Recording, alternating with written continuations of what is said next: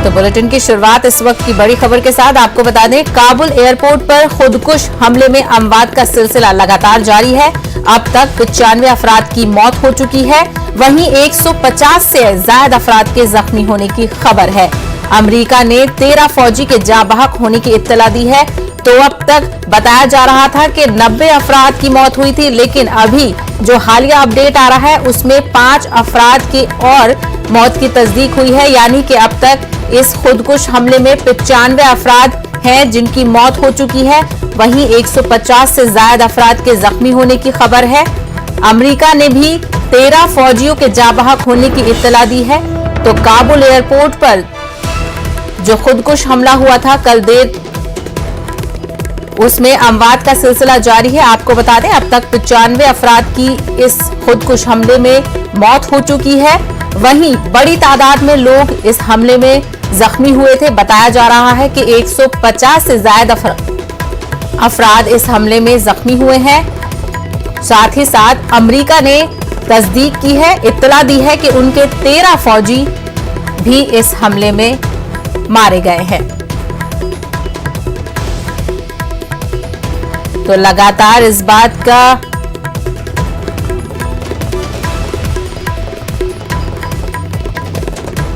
हमलों को लेकर अमेरिका, ऑस्ट्रेलिया और कई ममालिक की तरफ से इंतबाह किया जा रहा था कि अपने शहरियों से वो कह रहे थे कि एयरपोर्ट से दूर रहें।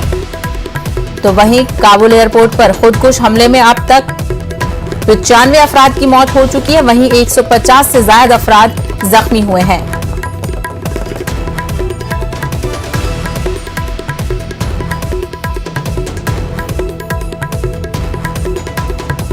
तो काबुल एयरपोर्ट पर खुदकुश हमले से जुड़ी ये इत्तला आ रही है। अब तक 95 अफराद की मौत हो चुकी है, 150 से ज्यादा अफराद जख्मी हुए हैं इस हमले में। तो वहीं अमेरिका ने अपने 13 फौजी जवानों के जाँ बहक होने की इत्तला दी है।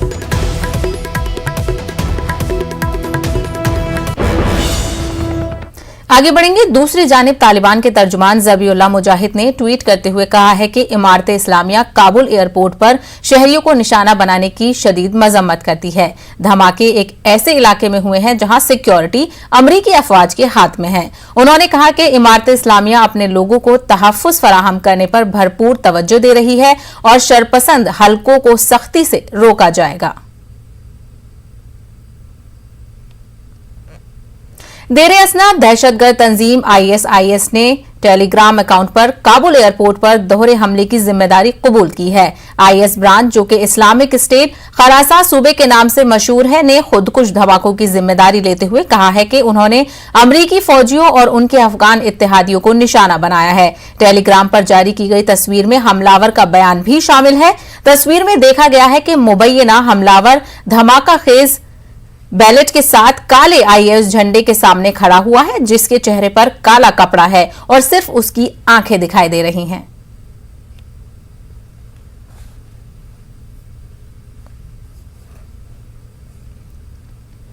अफगानिस्तान का एक खानदान इन दिनों मुंबई में फंसा हुआ है। आरिफ गोया, जो आला तालीम हासिल करने के लिए हिंदुस्तान आए हुए थे। आरिफ ने कभी नहीं सोचा था कि उनके लिए अपनी तालीम मुकम्मल करने के बाद अफगानिस्तान वापस जाना मुश्किल हो जाएगा। 2 महीने बाद आरिफ का फैमिली वीजा खत्म हो रहा है, इसीलिए आरिफ ने हुकूमत हिंद से मदद की अपील की है। देखिए इस रिपोर्ट में।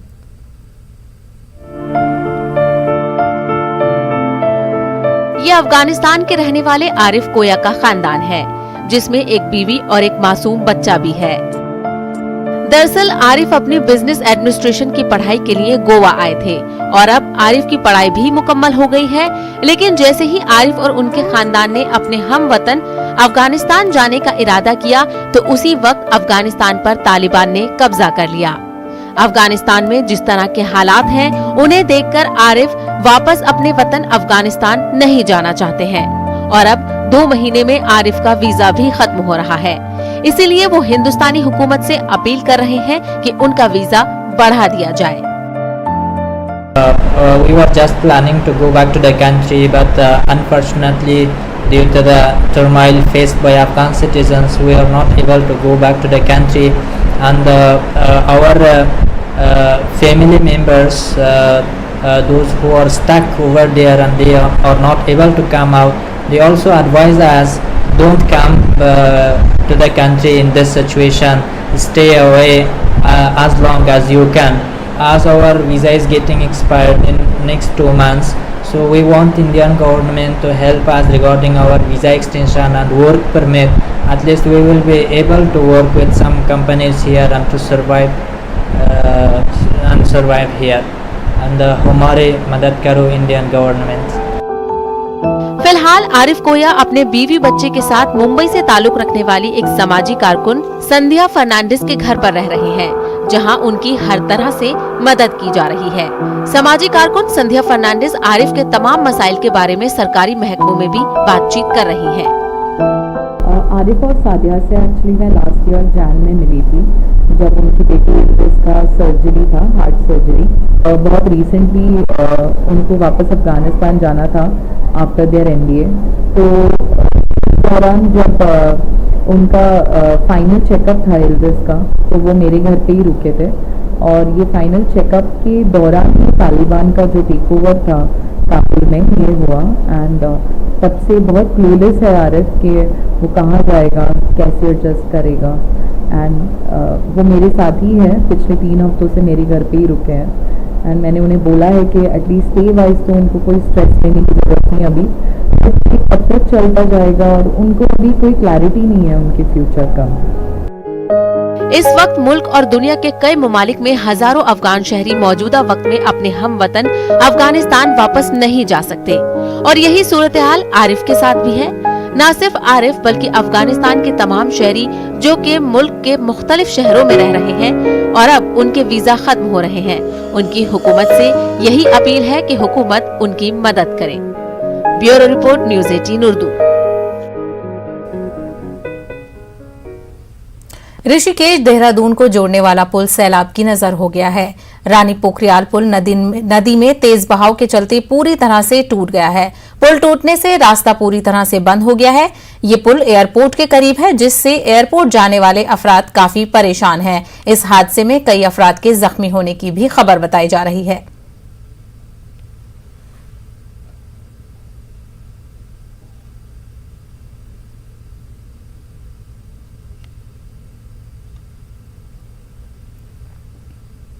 पंजाब कांग्रेस के चीफ नवजोत सिंह सिद्धू के मुशीर मालविंदर सिंह माली ने इस्तीफा दे दिया है। साथ ही उन्होंने अपनी जान का भी खतरा बताया है। उन्होंने कहा कि अगर मुझे कुछ होता है तो उसके जिम्मेदार पंजाब के सीएम कैप्टन अमरिंदर सिंह होंगे। हालांकि अमरिंदर सिंह की टीम की जानिब से कहा जा रहा है कि माली गलत हाथों की कठपुतली हैं। कांग्रेस लीडर राजकुमार वीर का कहना है कि माली का इस्तीफा देना पार्टी के लिए ही बेहतर है। वाज़ेह रहे कि माली ने कुछ दिन पहले ही एक मुतनाज़ा बयान दिया था, जिस पर काफी हंगामा आराई हुई थी।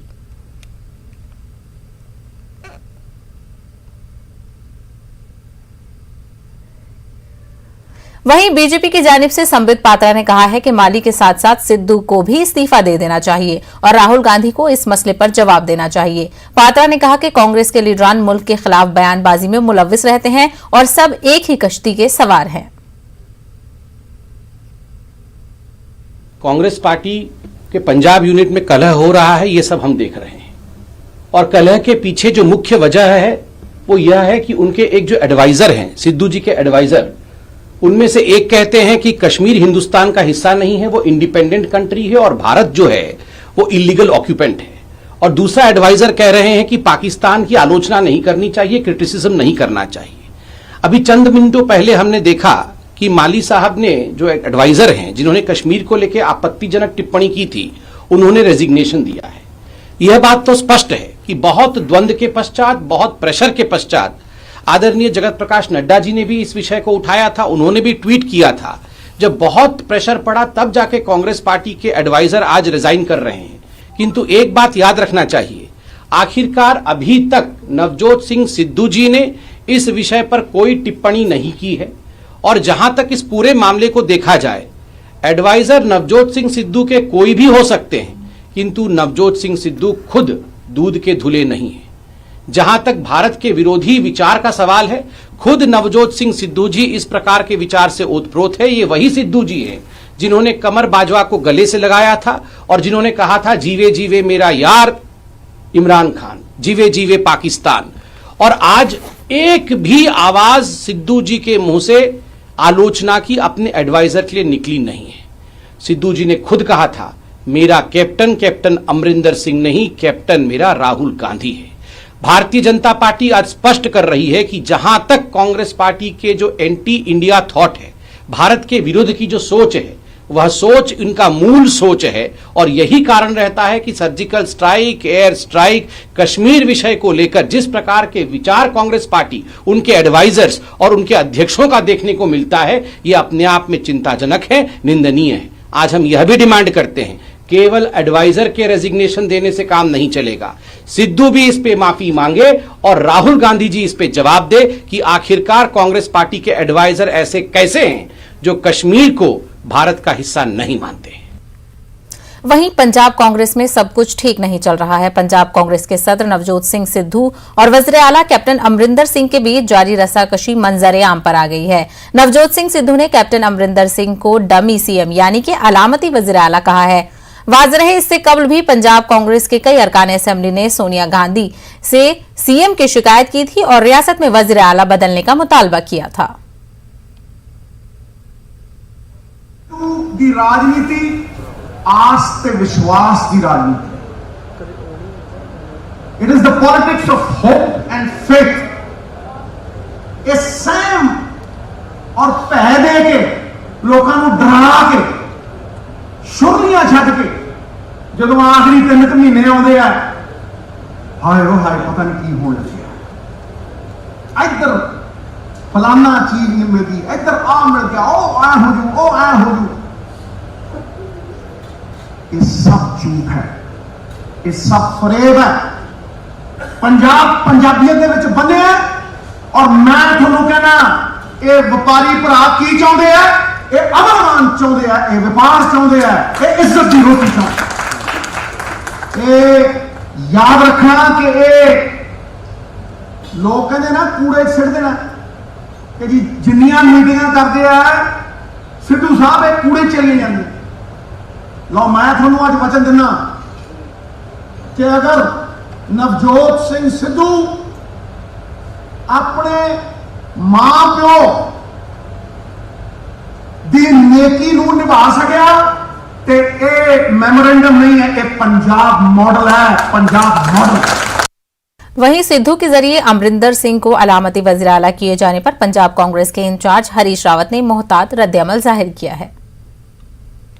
पार्टी अध्यक्ष, वो हमारे पार्टी के सम्मानित अध्यक्ष हैं, उनसे कोई मीडिया की रिपोर्ट या मीडिया के सवाल के आधार पर तो बात करूंगा नहीं, लेकिन मैं जानकारी लूंगा किस संदर्भ में कहा है, क्योंकि ये क्या है पूरा प्रसंग देख करके बात करेंगे।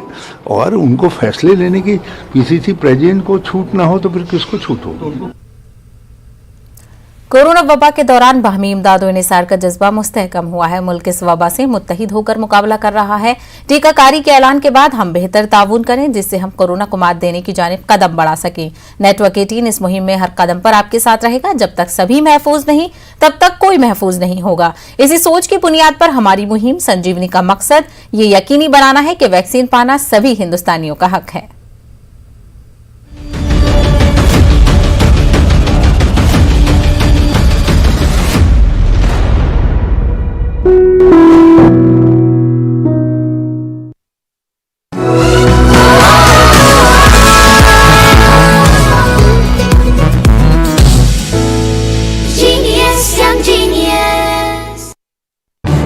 इस न्यूज हेडलाइंस के प्रायोजक पेट सफा आयुर्वेदिक जून। पेट सफा हर रोग दफा।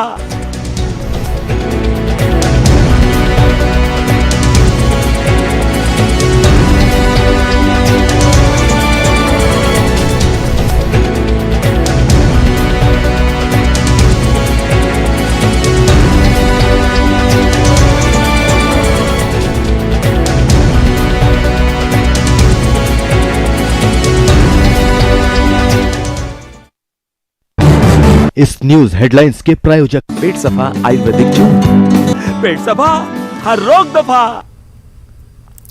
पिछले साल न्यूज 18 उर्दू बायजूस की एक नई पहल ने आपको कई ऐसे यंग जीनियस से मिलवाया जिन्हें देखकर हम सब हैरत में पड़ गए। उम्र उनकी भले ही छोटी हो, पर जब न्यूज 18 के स्टेज पर उन्होंने अपने बड़े काम दिखाए तो पूरा मुल्क उन्हें ही देखता रह गया। कोई मैथ्स, कोई म्यूजिक, कोई स्पोर्ट्स तो कोई आर्ट्स, सबके सब निकले अपने फील्ड के जीनियस। और अब वही स्टेज दोबारा तैयार है ऐसे और यंग जीनियस से फिर मुल्क को मिलवाने के लिए। तो फिर अगर आप भी जानते हैं ऐसे और यंग जीनियस को तो रजिस्टर कीजिए news18.com/younggenius पर या बायजूस ऐप डाउनलोड करके जाइए जीनियस सेक्शन में, क्योंकि शुरू होने जा रहा है Byju's young genius season 2 news 18 की पहल।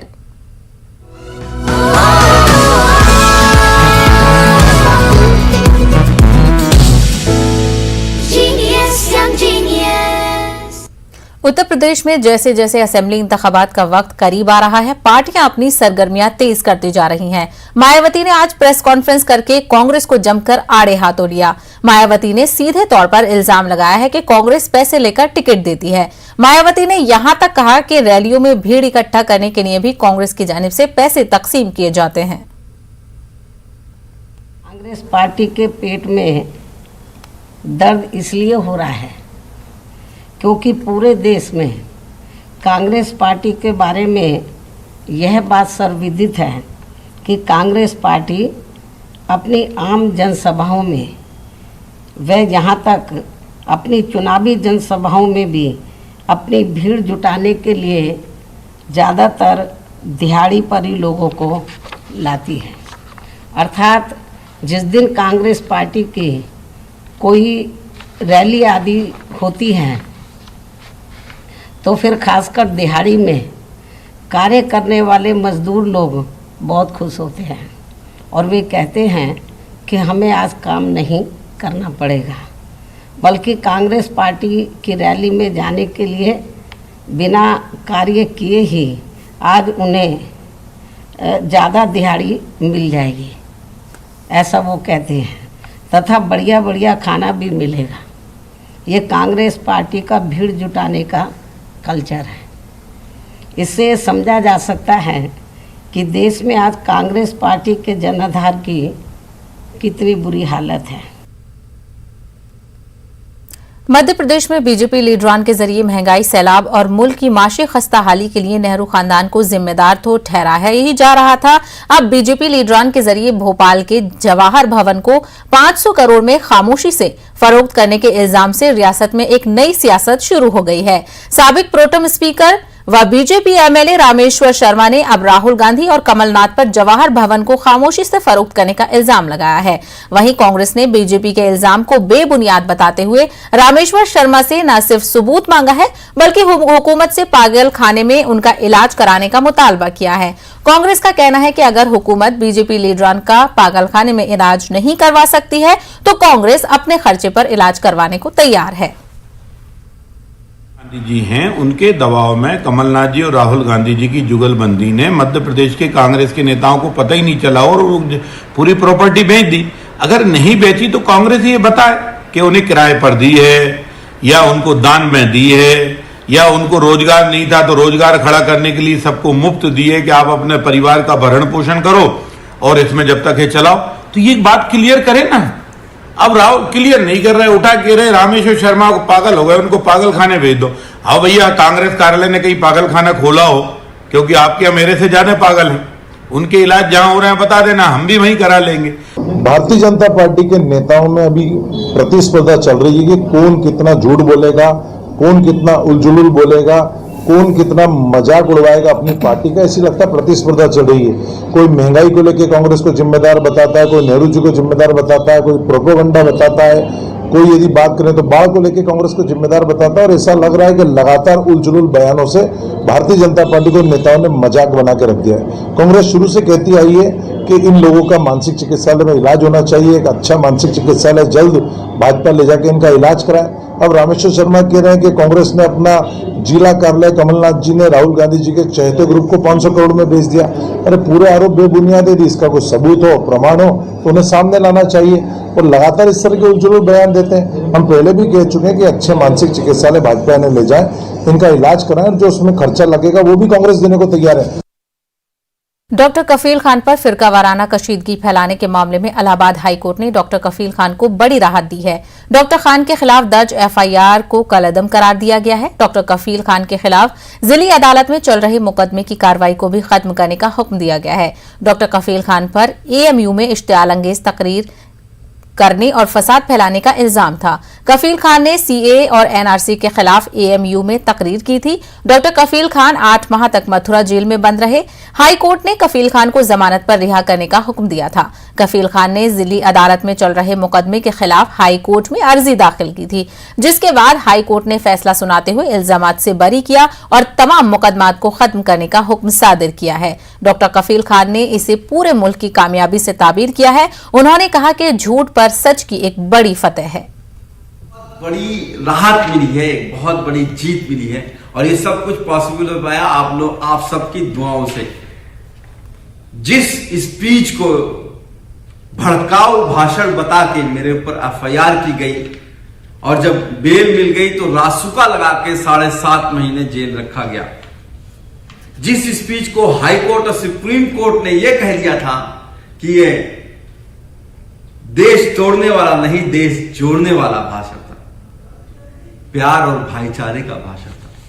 पर अफसोस है कि जिन लोगों की मानसिकता, जिन लोगों की शिक्षा दी गई है कि अली और बजरंग बली में बांटो, शमशान कब्रिस्तान में बांटो, इंसान को इंसान में डिवाइड करो, जाति के नाम पे, धर्म के नाम पे, जो हेट और वायलेंस की पॉलिटिक्स में बिलीव करते हैं, उनको मेरा भाईचारे और प्यार का भाषण भी जो है उनको नफरत वाला भाषण लगा और उन्होंने एफआईआर किया।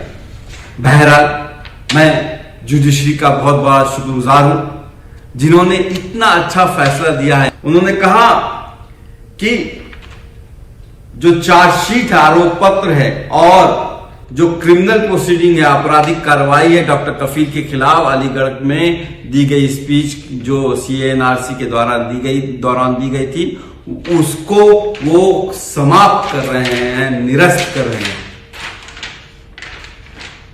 जिंदगी में अपने आप पे भरोसा होना चाहिए, क्योंकि जब आपने गलत नहीं किया है, देर और सबेर जीत मिलती है। 31 को मेरा सस्पेंशन की भी कार्रवाई के लिए फैसला होना है। आप सबसे उम्मीद है कि जो प्यार और मोहब्बत आप देते हैं वो बनाए रखेंगे और अपने आप में बिलीव करके रखना है, डरना नहीं है किसी से। कहते हैं ना, जुल्म के दौर में जुबान खोलेगा कौन, अगर हम भी चुप रहेंगे तो बोलेगा कौन।